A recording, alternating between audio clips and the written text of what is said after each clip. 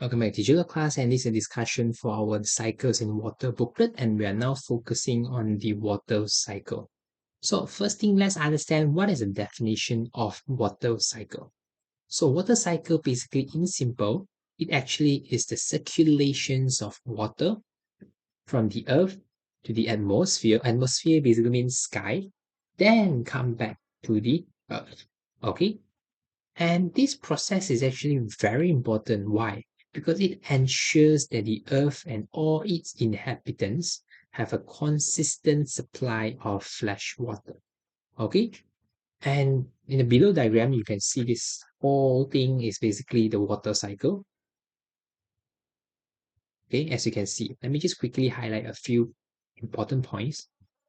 So, sun as its source of heat, it contributes a lot in this water cycle. Okay, so this is clouds, as you can know. Then clouds will help, they will form rain. Then we have water bodies, and we have water vapor.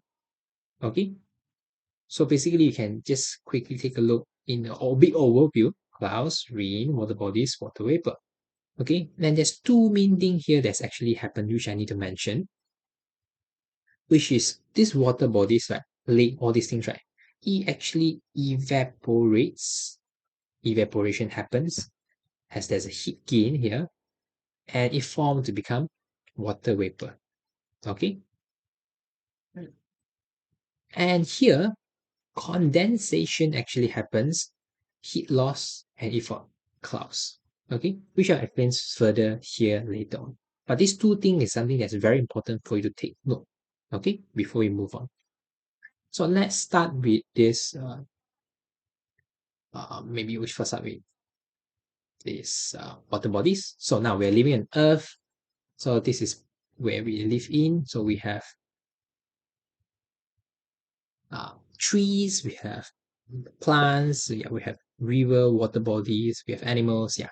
So basically, the main thing that is involved here is the water bodies, okay?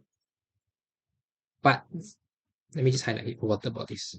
But actually, not only water bodies is the one that contribute and become water vapor, okay? Even the water in the soil also actually contributes. Okay, why?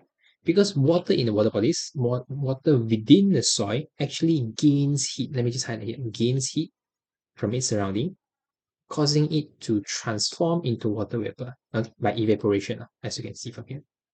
Okay. And of course, there are also other living things that contribute to this, okay, which is living things are here. But it's not through evaporation, but it's through something called respiration. Okay, plants and animals we also release water vapor into the atmosphere. Okay, so we are part of this contribution of this water cycle.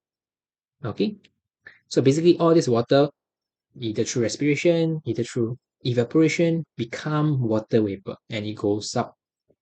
And once it goes up, then what happened? Let's just continue here. This water vapor, wait, what? This all water vapor will risen up. It will loses heat to the cooler surrounding in the atmosphere. So you know that when you go up, it's becoming cooler, right? So the water vapor will go up because it's cooler. So it will condenses.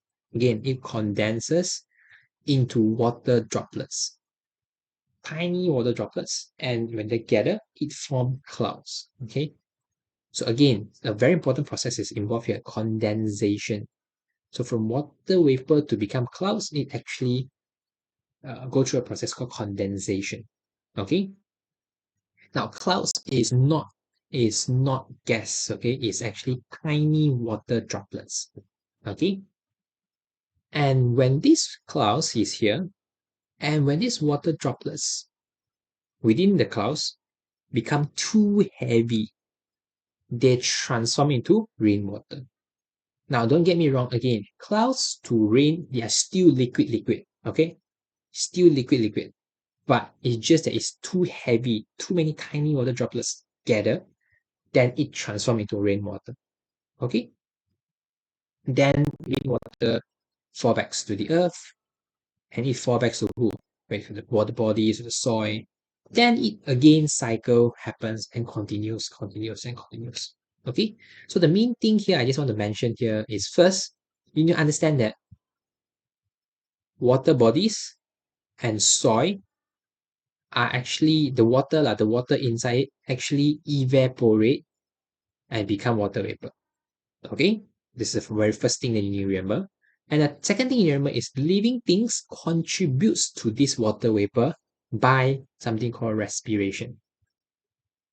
Okay, again, evaporation happens for 1 and 2, and respiration happens for 3. Okay, now let's move on. And water vapor, the reason, because the upper atmosphere is cooler, it condense, become water droplets and form clouds. Again, condensation happen here. Okay, by heat loss.